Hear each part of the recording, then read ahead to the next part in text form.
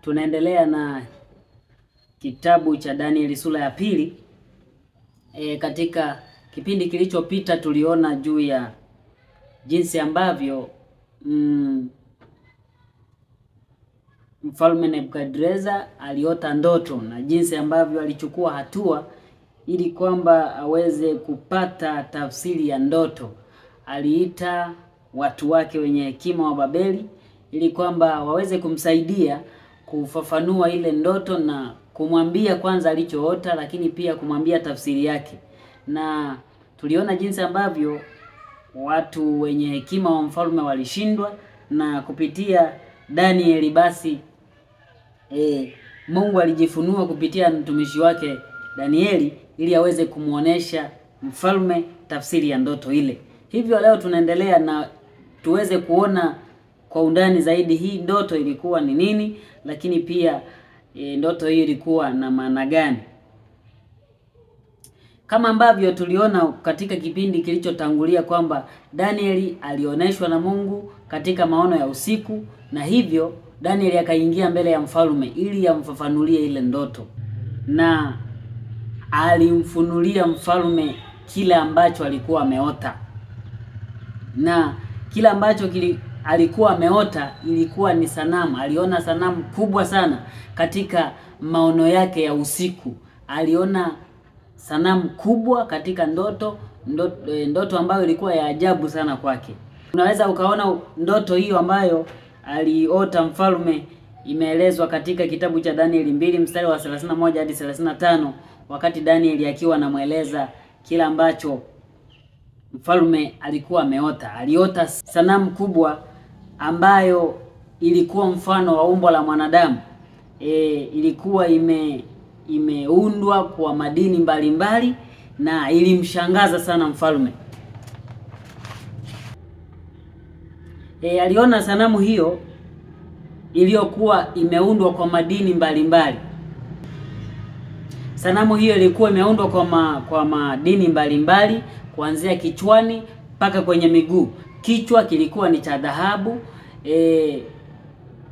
kifua na mikono ilikuwa ni ya fedha, lakini tumbo na viuno ilikuwa ni shaba, madini ya shaba. Miguu ilikuwa ya chuma na nyayo zilikuwa zina mchanganyiko wa chuma na udongo. Kwa hiyo sanamu ilimshangaza sana mfalme. Ilikuwa inaonekana kama ifuatavyo. Kuna kielelezo hapa kinachoonesha sanamu ilikuwa inaonekana kama hivi. Imeundwa na madini mbalimbali. Kichwani ni dhahabu, lakini pia kifua na mikono ya fedha, lakini pia tumbo na kiuno ni shaba, miguu ya chuma. Huku chini kwenye nyayo kulikuwa na mchanganyiko wa chuma na udongo. Lakini katika ndoto hiyo hiyo mfalme aliona jiwe ambalo ni la ajabu, jiwe ambalo lilishuka kuja kuipiga kwenye nyayo ile sanamu. Liliipiga ile sanamu ikasambaratika. Hiyo ndiyo ndoto ambayo mfalme Nebukadreza aliota. Halafu hiyo ndoto ikamwacha, akaisahau, na bado akawa anahitaji sasa afahamu hiyo ndoto ni nini na maana yake ni nini. Kwa hiyo maandiko yanaeleza kwamba ndoto hiyo aliota, halafu Mungu akamfanya aisahau ili kwamba wale wenye hekima wake wa Babeli wasije wakampa tafsiri ambayo ni ya uongo. Ilibidi ufafanuzi wa kiroho kutoka kwa Mungu mwenyewe umpatie tafsiri sahihi juu ya mambo ambayo yalikuwa yanafuata katika baada ya ufalme wake. Maana kila ambacho kilisababisha aote ndoto hiyo ilikuwa ni maswali ya yeye kujiuliza kwamba baada yake yeye itakuwaje. Sanamu hiyo ilikuwa ni taswira ama picha ya falme ambazo zingeitawala dunia kuanzia kipindi hicho. Falme ambazo zingeitawala dunia. Na sanamu hiyo iliundwa kwa madini bora kutoka juu kuja chini. Ubora wa madini kutoka juu mpaka kwenye miguu ama kwenye nyayo ulikuwa unapungua. dhahabu ilianza, fedha ikafuata, shaba ikafuata, chuma ikafuata, chuma na udongo vikafuata. Maana yake kadri unavyoshuka chini, thamani na ubora wa madini ulikuwa unaenda unashuka. Kwa hiyo hii ilikuwa picha ambayo mfalme alioneshwa katika ndoto kuwakilisha falme ambazo zingeitawala dunia kuanzia kipindi hicho ambacho mfalme aliona hiyo ndoto. Kitu cha kushangaza sana ni kwamba yani ndani ya usiku mmoja tu, ndani ya usiku mmoja, Mungu alimfunulia mfalme historia ya dunia, historia ya falme za dunia hii ambayo ingekuwepo kwa miaka zaidi ya 2500 mbele. Ndani ya usiku mmoja. Tena sio usiku mzima wote, bali ni muda fulani tu wa ile ndoto. Maana mfalme anasema baada ya kuipata ile ndoto usingizi ukamwacha. Pengine ile ndoto aliipata labda kwa ndani ya risali moja au nusu saa. Sasa fikiria ndani ya muda kidogo tu Mungu anamfunulia mfalme historia ya falme za dunia hii ambazo zingekuwepo kwa miaka 2500. Kwa sanamu tu ile moja imebeba historia ya falme za dunia hii kwa muda wa miaka 2500. Yaani haya mambo kwa kweli yanatambulikana kiroho peke yake. Kitu ambacho watafiti ama wanasayansi wa dunia hii ama wanahistoria wa kibinadamu ingewachukua miaka na miaka kuandika historia. Ingechukua vitabu vingi, lundo la vitabu kuandika historia hiyo, lakini Mungu mwenyewe ndani ya muda mfupi tu ameweka ndani ya picha moja tu, ndani ya tukio, ndani ya muda kidogo tu, tukio moja linabeba historia ya miaka zaidi ya 2000. Maana ya kila sehemu ya sanamu ambayo mfalme aliota alielezwa na Danieli. Baada ya kuelezwa nini ameota, kuanzia mstari wa 31 hadi 35, mstari wa 36 hadi 45 anaelezwa sasa maana ya kile ambacho alikuwa anaota. Maana ya ile sanamu, kila sehemu ilikuwa na maana gani? Hebu tusome hapa. Katika mstari wa 38 mfalme aliambiwa, wewe kichwa kile cha dhahabu. Katika ile sanamu mfalme aliambiwa yeye na ufalme wake wa Babeli ndio kichwa cha dhahabu. Kumbuka hii sanamu ilikuwa inawakilisha falme za dunia hii ambazo zitaitawala. Kwa hiyo yeye akaambiwa mfalme Nebukadreza ndio kichwa kile cha dhahabu. Ina maana kichwa kile cha dhahabu kilikuwa kinawakilisha ufalme wa Babeli. Lakini pia akaambiwa mstari wa 39, na baada ya zamani zako utainuka ufalme mwingine mdogo kuliko wewe, na ufalme mwingine wa tatu wa shaba utakaoitawala dunia yote. Na ufalme wa 4 utakuwa na nguvu mfano wa chuma, kwa maana chuma huvunja vitu vyote na kuvishinda. Na kama chuma kisetavyo vitu hivi vyote ndivyo utakavyovunja na kuseta. Kwa hiyo aliambiwa kumbe mfuatano wa madini huu, kuanzia dhahabu kwenye kichwa, fedha, shaba na chuma, haya madini yalikuwa yanawakilisha falme ambazo zitatokea baada ya ufalme wa Nebukadreza ambao uliwakilishwa na dhahabu. Lile swali la mfalme la kujiuliza mambo yatakayokuwa baada yake, maana alikuwa anaona sasa umri wake unaenda na ufalme anauona jinsi ambavyo umenawili, jinsi ambavyo umefanikiwa. Sasa anajiuliza baada yangu mimi itakuwaje? Akapatiwa majibu kwamba baada yake falme zingine zingefuata. Haya. Ufalme wa Babeli ulitawala kuanzia mwaka wa 606 kabla ya Kristo hadi mwaka wa 538 kabla ya Kristo.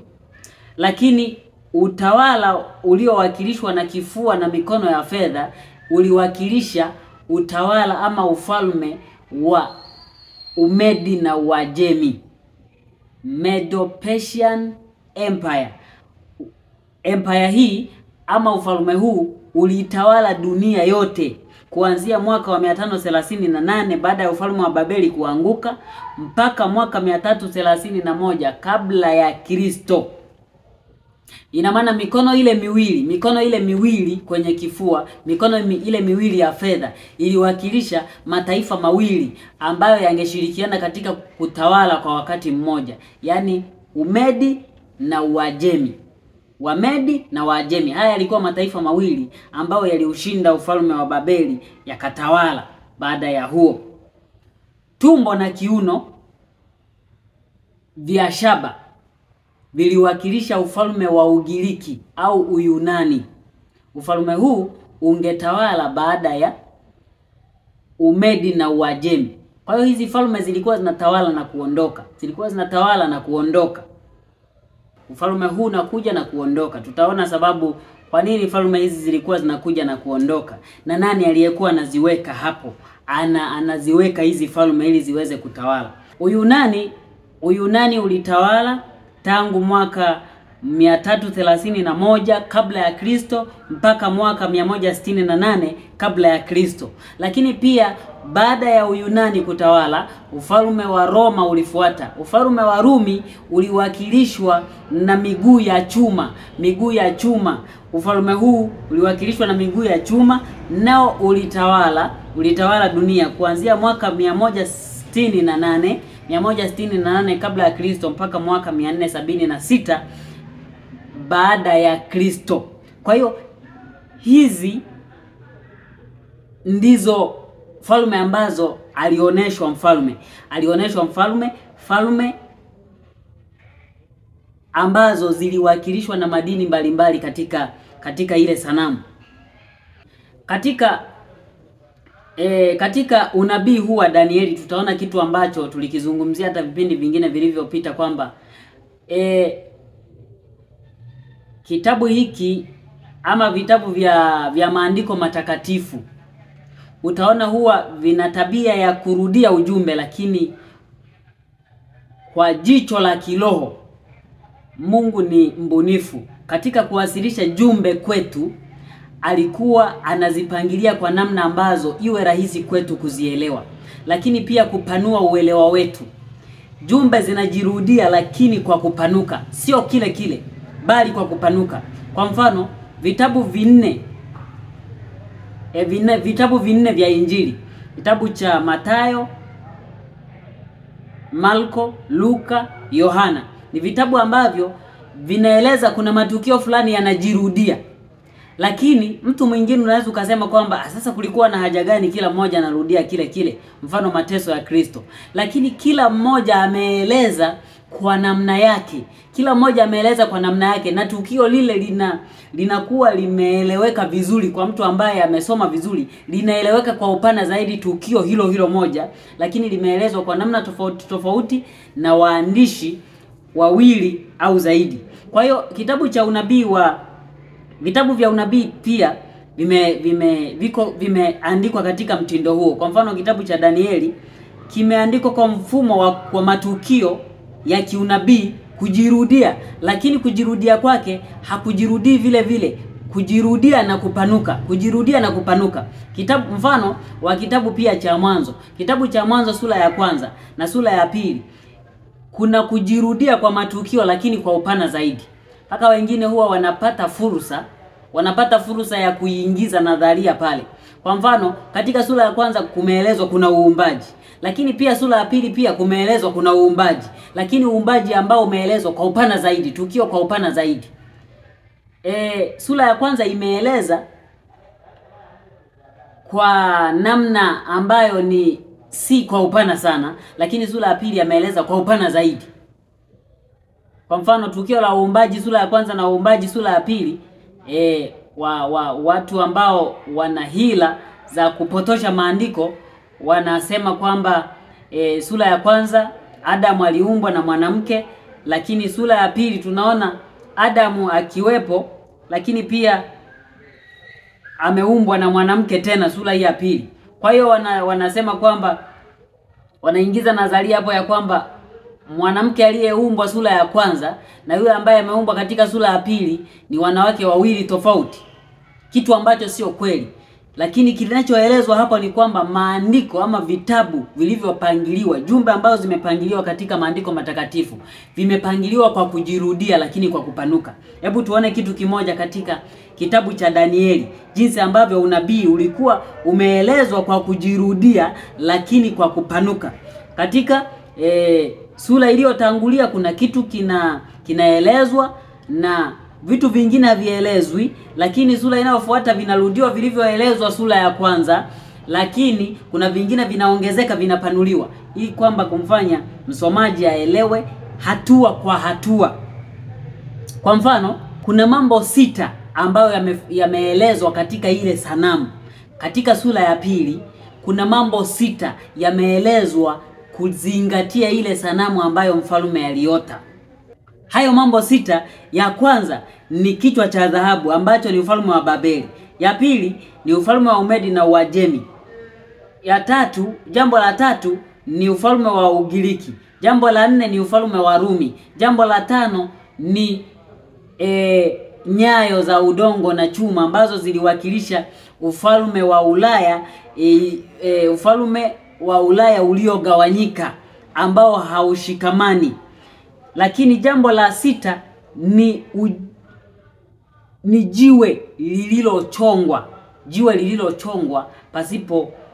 pasipo kazi za mikono, ambao lilikuja kuipiga ile sanamu, ambao linawakilisha ujio wa Yesu ambao utakuja kutawala baada ya falme za dunia hii kutawala. Kwa hiyo tumeona mambo 6: Babeli, Wamedi na Wajemi, Uyunani au Ugiriki, ufalme wa Rumi, ufalme wa Ulaya, lakini na ujio wa Yesu. Mambo 6. Sasa tuone sura ya 7. Maana tulisema kwamba sura ya pili ukielewa vizuri, basi sura ya 7 itakuwa imeeleweka vizuri na itaeleweka kwa urahisi zaidi kwa msomaji. Hebu tuone sura ya 7, mambo ambayo yameorozeshwa kulingana na sura ya 7. Sura ya 7 tukifika tutaona kwa undani zaidi, lakini hapa tuguse tu kidogo. Katika sura ya 7 tunaona Danieli aliota wanyama wanne ambao wa kwanza alikuwa kama simba, wa pili kama dubu, wa tatu kama chui, wa 4 mnyama wa kutisha, lakini pia mnyama huyo baadaye akaota pembe ndogo ambayo iliota baadaye, pembe ndogo ambayo nayo ilitawala dunia. Sasa katika sura ya 7 kuna simba iliyowakilisha ufalme wa Babeli. Jambo la pili, Umedi na Uajemi ambao uliwakilishwa na dubu. Jambo la 3 ni Ugiriki uliowakilishwa na mnyama chui. Jambo la 4, ufalme wa Rumi ambao uliwakilishwa na mnyama yule wa kutisha. 5, pembe ndogo, yani pembe ndogo, ufalme wa upapa ama mamlaka ya upapa. Kitu cha 6 katika sura ya 7. Mambo haya yote katika sura ya pili yapo, yani Babeli ipo katika sura ya pili na ya 7. Umedi na Uajemi ipo katika sura ya pili na ya 7. Ugiriki ipo katika sura ya pili na ya 7. Mnyama wa kutisha ambaye ni ufalme wa Roma ipo katika sura ya pili na ya 7. Ufalme wa Rumi ya kidini ambao unawakilishwa na pembe ndogo upo katika sura ya pili na ya 7. Katika sura ya pili umo ndani ya mchanganyiko wa nyayo za chuma na udongo, lakini katika sura ya 7 upo kwenye pembe ndogo ya yule mnyama wa kutisha. Jambo la 6 katika sura hii ya 7 ni jambo ambalo linataja hukumu, kitu ambacho hakipo kwenye sura ya pili. Hukumu haipo kwenye sura ya pili, lakini jambo la 7 katika sura hii ya 7 ni la watakatifu kuulisi ufalme, yaani sawa na jiwe ambalo lilipiga sanamu kwenye sura ya pili. Hivyo katika sura ya pili hukumu haikutajwa, hukumu mbinguni haikutajwa, lakini katika sura ya 7 hukumu imetajwa. Kwa hiyo kuna jambo ambalo limekosekana katika sura ya pili, jambo la 7 lipo. Hii ndio maana ya kwamba unabii katika sura ya pili umerudiwa katika sura ya 7, lakini kwa namna ya kupanuka zaidi. Sasa kwa nini jambo la hukumu halikuoneshwa katika sura ya pili? Hapa tunaona kwamba ndoto aliyooneshwa mfalme ilikuwa kwa lengo la kumuonesha, kumpa majibu ya maswali yake, kumpa majibu ya maswali yake aliyokuwa akijiuliza. Yeye alichokuwa anajiuliza ni kuhusiana na ufalme baada yake utakuwaje. Hivyo akapewa majibu yanayohusiana na ufalme tu. Mungu hakutaka kumpatia na kingine ambacho yeye ingekuwa ngumu sana kukielewa. Hukumu mbinguni asingeielewa, kiufupi asingeielewa, bali alioneshwa kile ambacho angekielewa na kutambua kwamba kumbe ufalme ulikuwa unakuja na kupita. Ufalme wake pia ungepita na falme zingine zingefuata. Kwa hiyo katika sura ya pili tunaelezwa utukufu wa kifalme ama utukufu wa falme za kidunia kupitia mfalme Nebukadreza.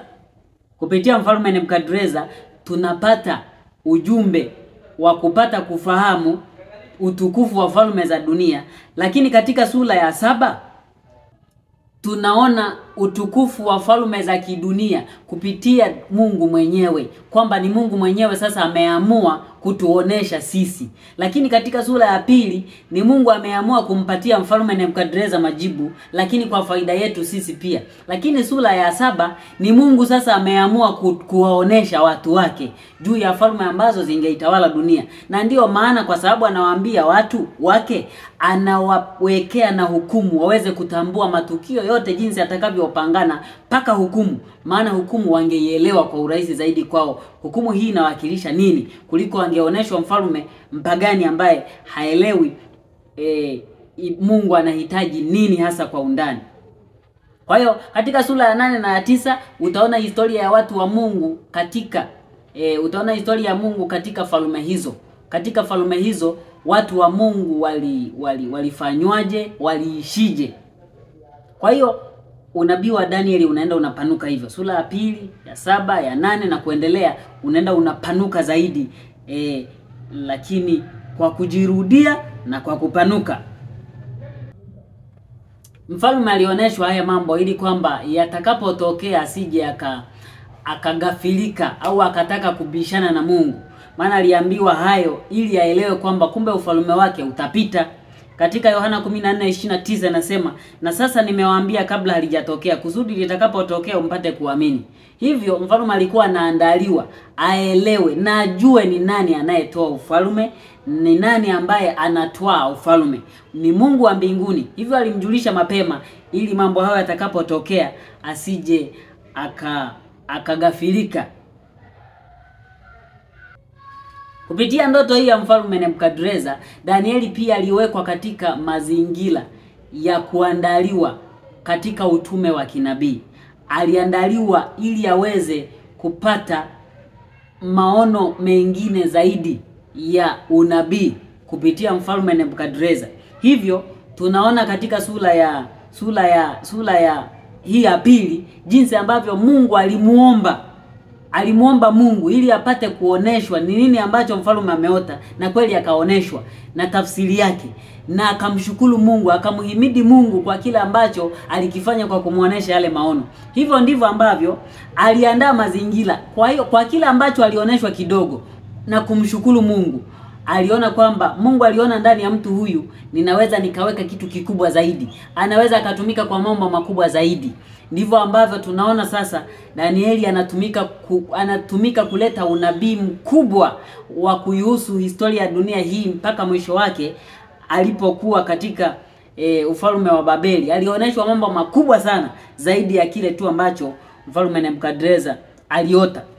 Yeremia 33 mstari wa 3 anasema, niite nami nitakuitikia, nami nitakuonesha mambo makubwa magumu usiyoyajua. Hivyo tukijikabidhi kwa Mungu, yeye atatuonesha mambo makubwa tena makubwa ambayo hatujawahi kuyawazia na tusiyoyajua. Kwa hiyo Danieli hakujua kama ataweza kutumika kuwa muoneshwa maono ya kiunabii kwa makubwa kiasi kile, lakini kwa kile kidogo alichoweza kutumika akiwa Babeli ndivyo ambavyo aliandaa mazingira ya kutumika baadaye. Kwa hiyo baada ya ufalme wa Babeli, ufalme mwingine ungefuata ambao ni wa Umedi na Uajemi.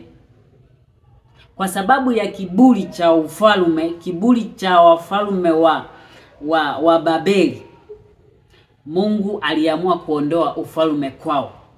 Maana yeye ndiye anayetoa ufalme na ndiye anayetoa ufalme. Hivyo wao hawakutambua hilo. Mungu akaamua kuwanyang'anya. Anguko la ufalme wa Babeli lilitabiriwa katika kitabu cha Isaya 21 mstari wa 9, nasema, na tazama linakuja kundi la watu wapanda farasi wakienda wawili wawili, akajibu na kusema, Babeli umeanguka, umeanguka, na sanamu zote za miungu yake zimevunjwa chini. Wapanda farasi wawili wawili waliotajwa hapa ndio Wamedi na Uajemi. Maana Wamedi na Uajemi yalikuwa ni mataifa mawili ambayo yaliungana kuja kupigana na ufalme wa Babeli. Yakaungana mawili. Wakati wanakuja kupigana na ufalme huu wa Babeli, yalikuja mataifa mawili yakishirikiana kuja kupiga ufalme huu. Ndio maana nasema wapanda farasi wawili wawili wanakuja kukupiga, na umeanguka, umeanguka Babeli. Ujumbe wa umeanguka Babeli tunauona katika jumbe 3 za malaika, ujumbe wa pili. Hivyo katika utangulizi, katika kitabu china cha Manuscript Releases volume ya kwanza, tuliona kwamba kitabu cha Danieli kina sehemu yake katika jumbe 3 za malaika. Kwa hiyo anguko hili la Babeli halisi lina sehemu yake katika anguko la Babeli ya kiroho. Hivyo ndani ya kitabu hiki cha Danieli kuna jumbe za malaika watatu, na kadri tunavyoendelea kusoma tutaona jinsi ambavyo ndani ya kitabu cha Danieli sura ya kwanza kuna ujumbe wa malaika wa kwanza, sura ya pili ujumbe wa malaika wa pili, sura ya 3 ujumbe wa malaika watatu. Tutaona na tutachambua vizuri tuweze kuelewa. Vitabu hivi vya Danieli na Ufunuo ni vya muhimu sana tuvisome na kujifunza na kuvielewa katika wakati huu wa mwisho. Yeyote asiyekuwa na ujuzi wa vitabu hivi vya Danieli na Ufunuo, basi wakati wake wa kujiliwa anaweza asiutambue. Mimi na wewe tunapaswa kujifunza sana vitabu hivi.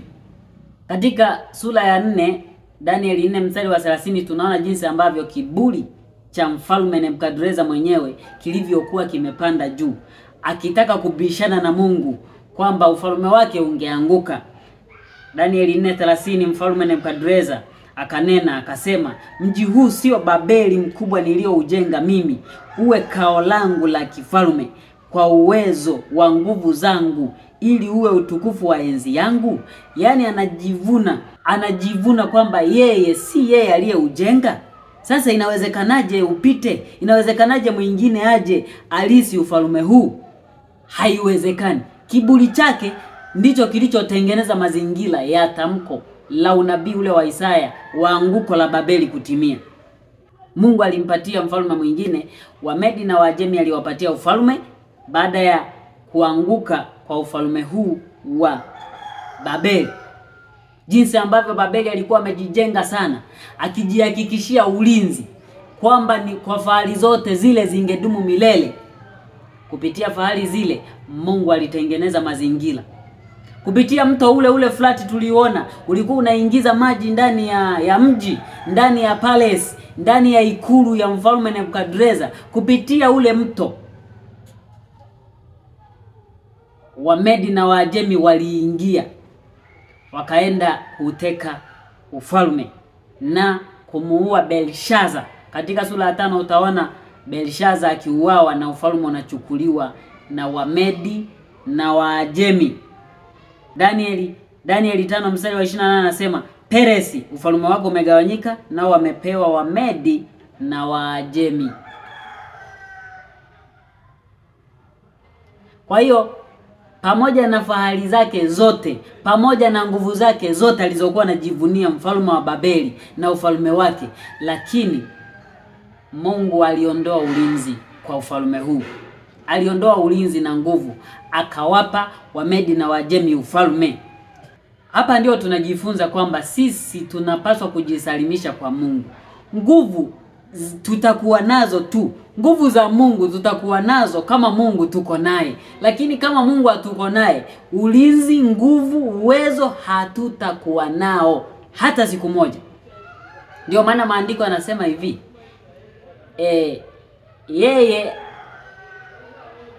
Mungu asipoulinda mji, yeye aulindaye akesha bure. Mungu asipoijenga nyumba, yeye aijengaye afanya kazi bure. Hivyo pasipokuwa na Mungu, hamna jambo lolote linaweza likaendelea. Tunafanya jambo na linafanikiwa ni kwa sababu tu Mungu ameruhusu iwe hivyo. Mungu yuko upande wetu. Kwa hiyo Wamedi na Wajemi na wao wasingemshinda mfalme wa Babeli, wasingeushinda ufalme wa Babeli kwa sababu pasipokuwa Mungu. Lakini Mungu kwa sababu alikuwa upande wao, basi waliweza kumshinda yule ambaye alikuwa amemwacha Mungu. Vivyo hivyo kama Waisraeli ambavyo walishindwa mbele ya mfalme wa Babeli. Walijaribu kupigana, lakini Mungu alikuwa upande wa mfalme wa Babeli awachukue hawa mateka. Walijaribu kupinga hawa Waisraeli, lakini walifanywa vibaya sana, waliharibiwa vibaya. Neno la Mungu litimie.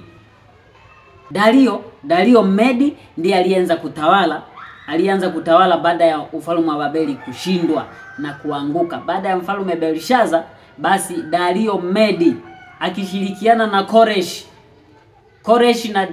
na Dario ndio walioshirikiana kuja kupiga ule mji wa Babeli na wakashinda. Na waliposhinda, Dario Medi ndiye aliyetawala mwaka 538 kabla ya Kristo. Katika kitabu cha Manuscript Release ukurasa wa 50 aya ya 2 anasema Babeli iliondoka kwa sababu katika mafanikio yake alimsahau Mungu na alielekeza utukufu wa mafanikio yake kwenye mafanikio ama bidii za kibinadamu. Yani mafanikio yote ya Babeli ilifikiria kwamba ni kwa sababu ya uwezo wa kibinadamu ndio maana imeweza kufanikiwa kiasi kile. Kwa hiyo basi ufalme ukakoma hapo. Mungu akauondoa. Ufalme wako umepona na umeanguka Babeli. Kumbuka ile sanamu iliundwa kwa madini kutoka juu kwenda chini.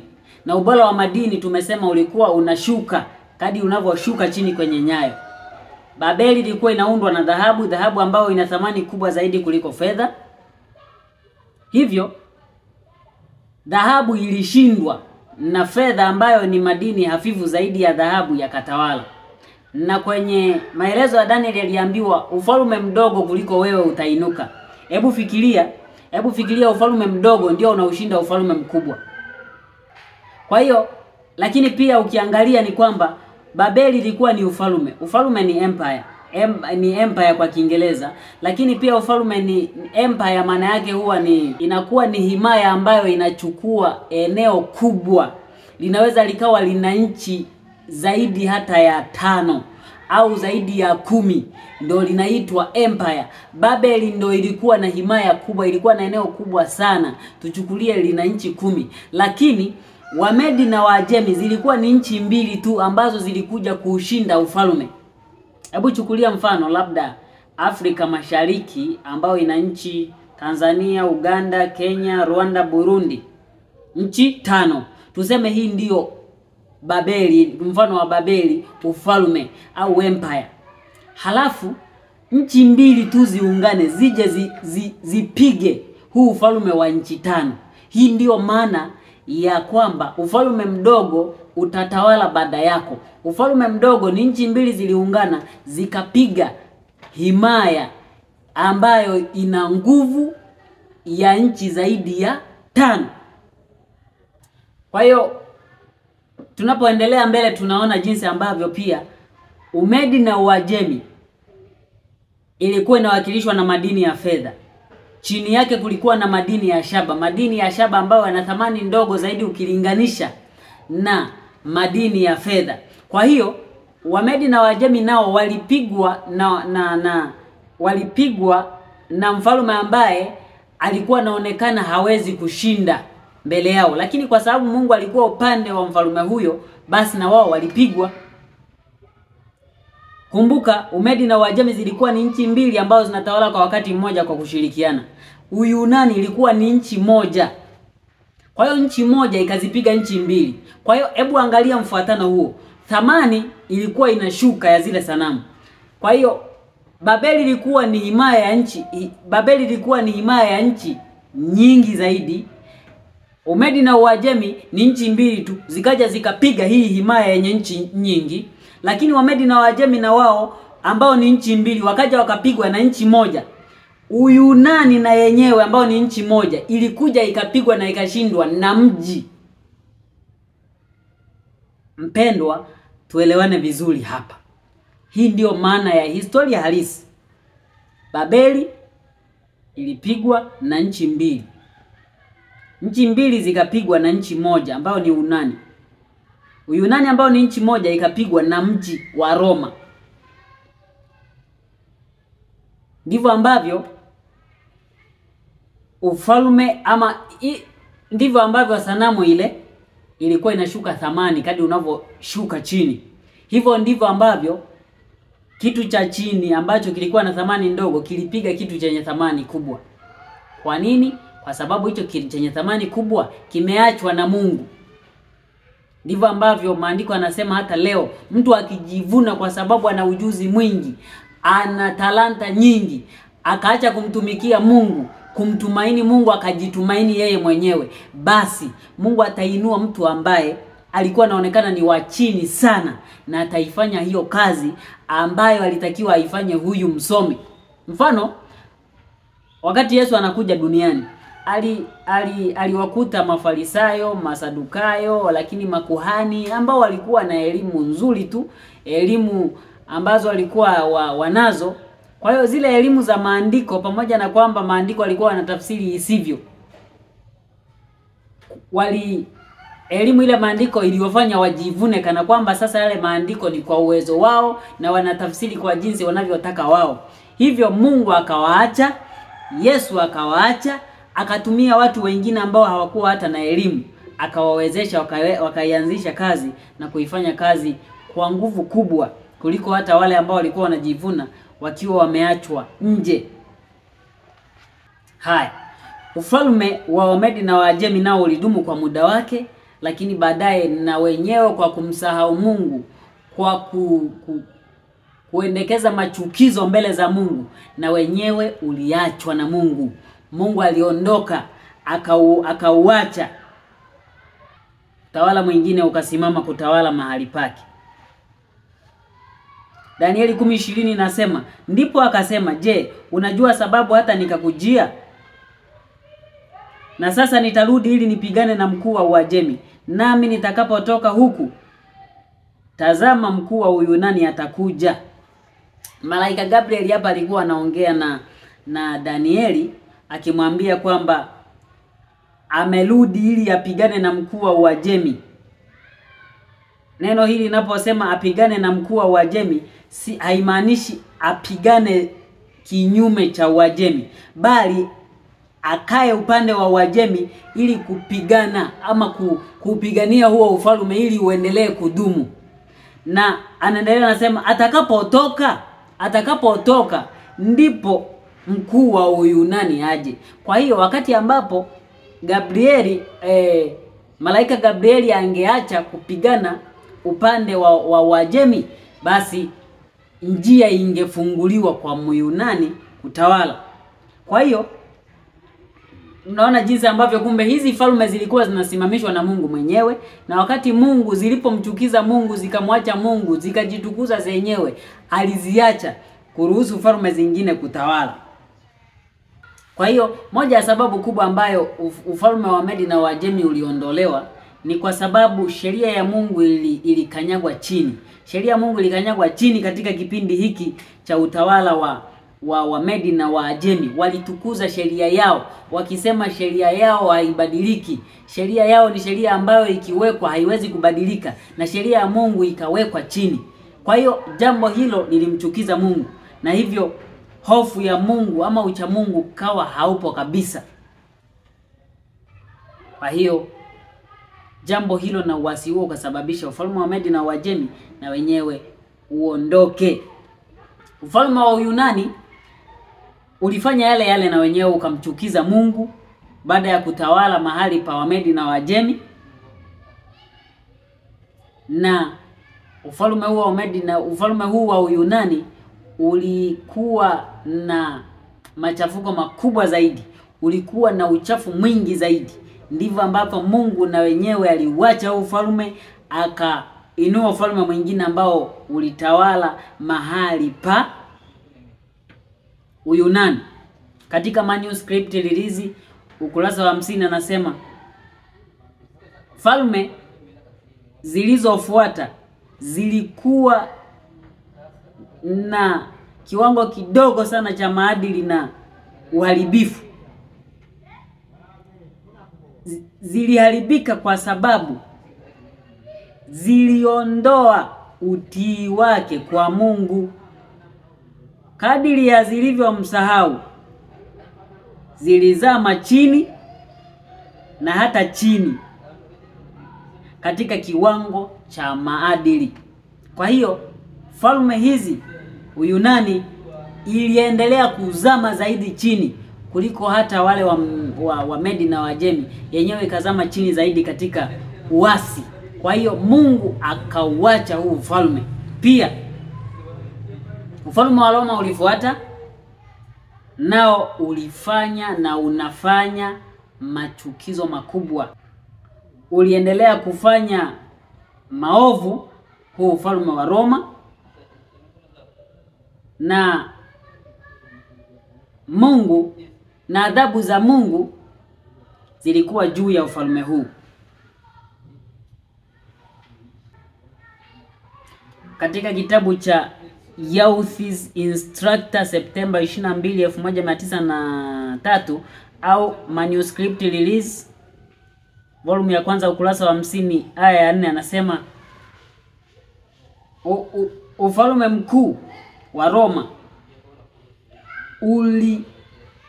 ulivunjika katika vipande vipande, na kutoka kwenye uharibifu wake nguvu kuu iliinuka ya kanisa Katoliki la Roma. Kanisa hili hujivuna kwamba lenyewe halikosei katika dini yake, lakini dini hii ni ya kutisha kwa wote ambao wanafahamu siri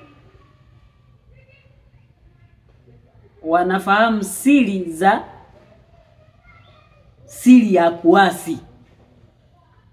Makuhani katika kanisa hili wanadumisha mfuatano katika kuwafanya watu kuwa kutokujua mapenzi ya Mungu kama ilivyoelezwa katika maandiko. Kwa hiyo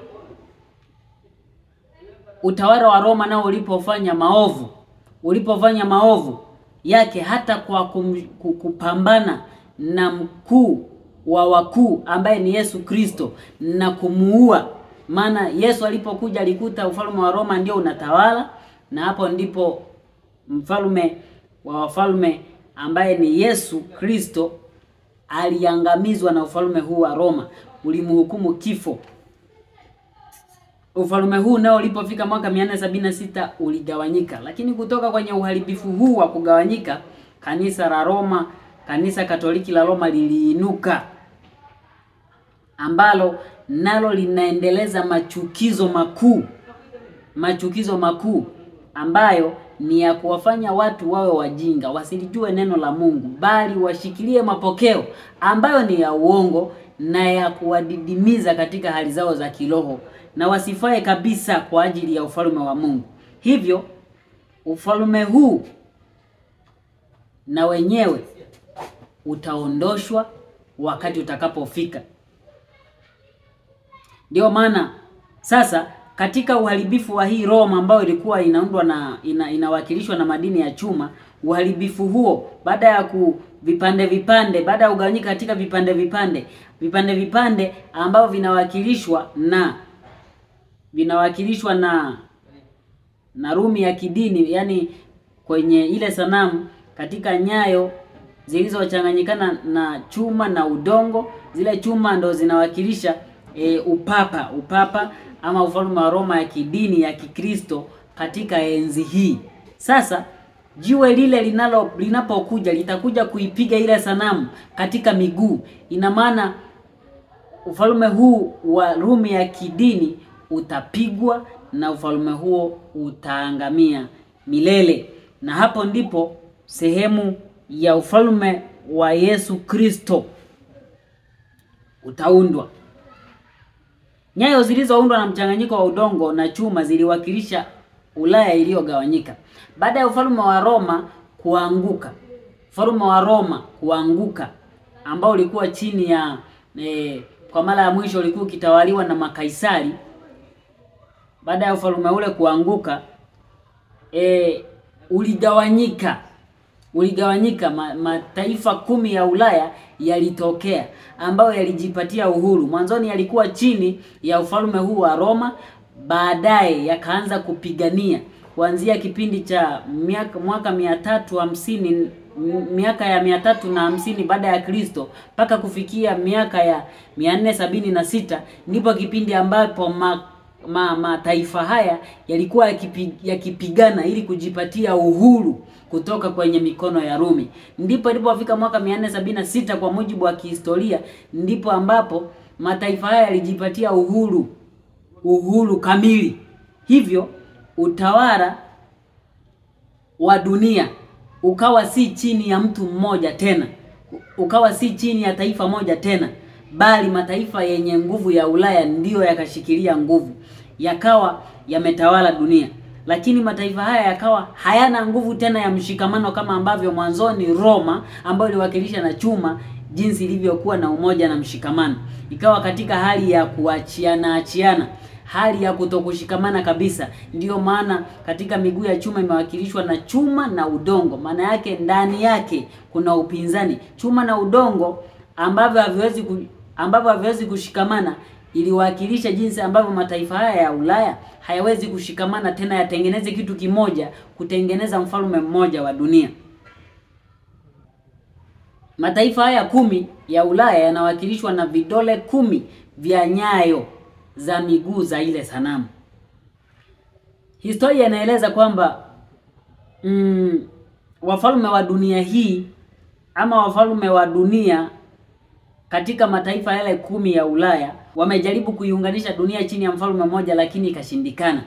Wamejaribu sana, lakini kitu ambacho kisingewezekana. Kwa nini hawakuweza?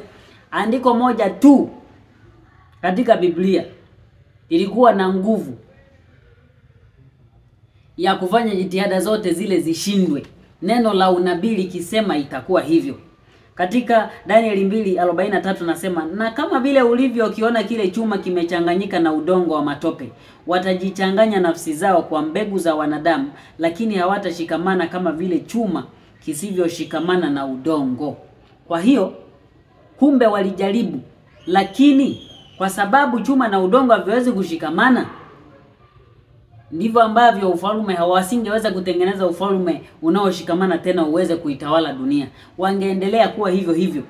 Mchanganyiko wa udongo na chuma pia uliwakilisha watu wa Mungu ama muunganiko wa kanisa na serikali. Tangu katika karne ya 3 kumekuwa na majaribio hayo ya kuunganisha kanisa na serikali iwe kitu kimoja.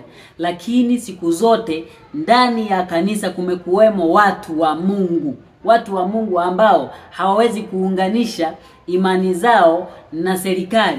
Hawawezi kufanya imani na serikali, kanisa na serikali kuwa kitu kimoja. Wamekuwa wakipinga kitu hicho. Ndiyo maana wao wanawakilishwa na udongo, lakini pia serikali inawakilishwa na chuma. Kwa hiyo chuma na udongo haviwezi kushikamana siku zote.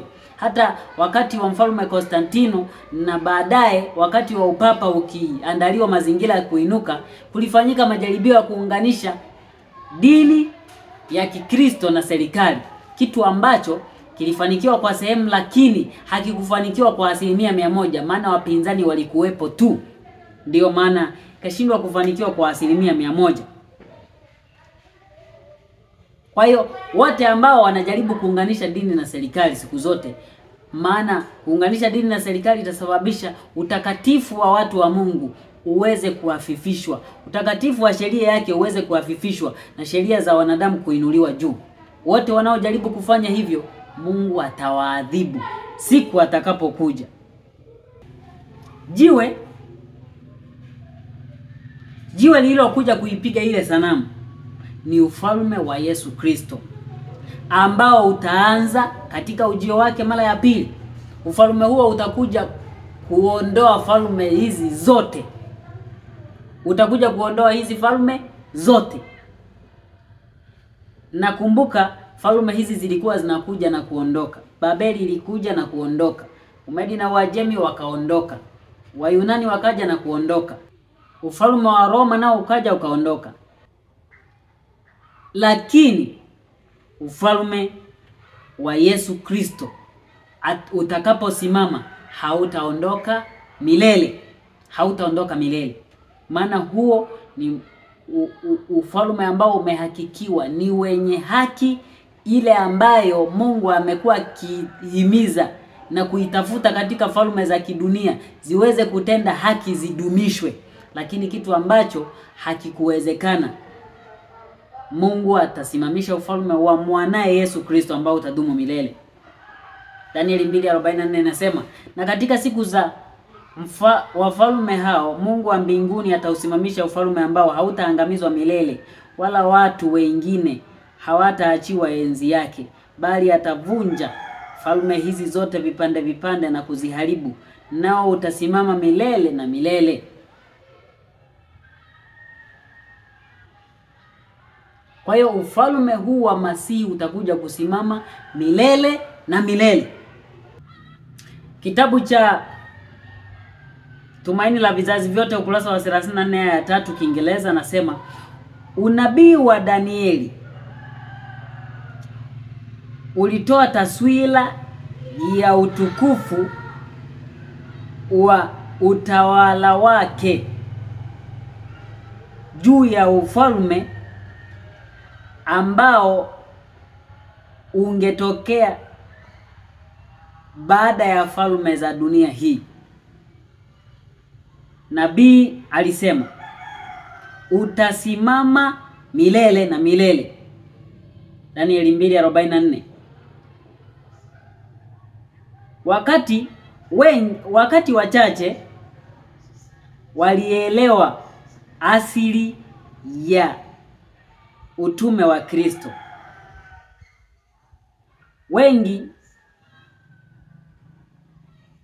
Wengi walikuwa na matarajio ya mkuu mwenye nguvu na uwezo ambaye angeanzisha ufalme wake katika Israeli, ambaye angekuja kama mwokozi.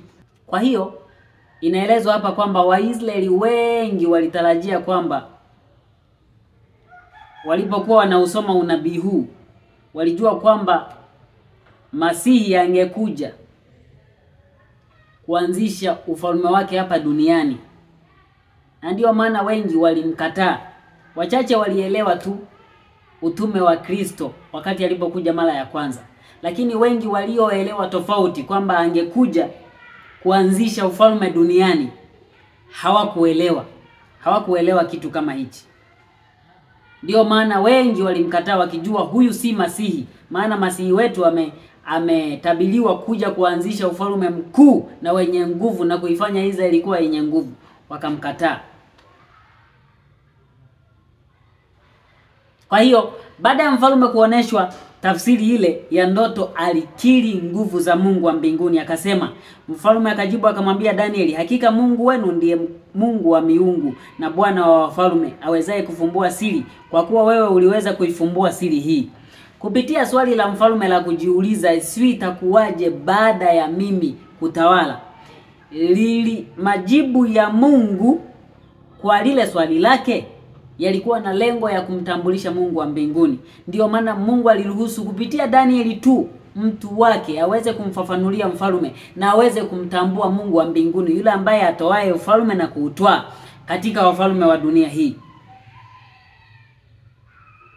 Kwa hiyo mfalme aliweza kukiri nguvu za Mungu wa mbinguni, kama ambavyo lengo la Mungu lilikuwa aweze kumtambua Mungu wa mbinguni. Yeye ndiye aliyempa ufalme. Mafanikio yake yote yale ya kuwaweka chini wengine wote yalikuwa yanatoka kwa Mungu wa mbinguni, lakini wote wale kuwekwa chini yake ilikuwa ni kwamba amtukuze Mungu wa mbinguni kwa kumpa uwezo. Kinyume chake akashindwa kuelewa na akajitukuza yeye mwenyewe, akafikiri ni nguvu zake mwenyewe. The House's Instructor September 8, 1903 nasema, Nebukadreza aliona kwa uwazi utofauti kati ya hekima ya Mungu na hekima ya wasomi wakuu wa ufalme wake. Aliona tofauti kabisa, maana wenye hekima wake walishindwa kumweleza ndoto ile na maana yake. Aliona kwa kulinganisha na kile ambacho Danieli alikifanya, akaona kabisa kumbe kuna hekima zaidi ya zile ambazo mimi nazitambua. Ndio maana akasema Mungu wenu ni Mungu wa miungu. Kwa hiyo vita ya miungu kati ya miungu ya Mungu kati ya Mungu wa Israeli na miungu ya Babeli ikafikia hitimisho katika tukio hili. Mungu wa Israeli akainuka kuwa mshindi mbele ya miungu wa Babeli, kwa mfalme mwenyewe kusema Mungu wenu, yani Mungu wa mbinguni ni Mungu wa miungu. Yani miungu ya Babeli si kitu, bali Mungu wa mbinguni ndiye pekee wa kutumainiwa. Kwa hiyo ndugu mpendwa ambaye unafuatilia somo hili, tunapaswa kuelewa kuna vita kuu ya kiroho iliyopo inaendelea hata katika wakati wetu sisi. Lakini tupo katika historia ambayo imeelezwa katika ndoto hii ya mfalme, ya falme za dunia, na namna ambavyo falme hizi zingehusiana na watu wa Mungu. Zingehusiana nao kwa namna gani? Tunapaswa kuelewa tupo katika wakati gani na nini tunapaswa kufanya. Kupitia unabii huu wa Danieli tukaweze kutambua kusudi la Mungu aliloliweka na jumbe na kweli ambazo ameziweka katika kitabu hiki cha Danieli, ili kwamba tukajiweke mahali salama. Huu ni wakati wenyewe wa kusoma kwa bidii vitabu hivi ili tupate kuelewa kweli ambazo ameziweka. Bwana akubariki sana kwa kufuatilia masomo haya. Kama una swali, una maoni, weka swali lako ama maoni yako kwenye comments hapo chini na tutayafanyia kazi. Karibu tena kwa kipindi kingine ambapo tutaendelea na sura nyingine ya kitabu cha Danieli. Bwana akubariki kwa jina la Yesu. Amina.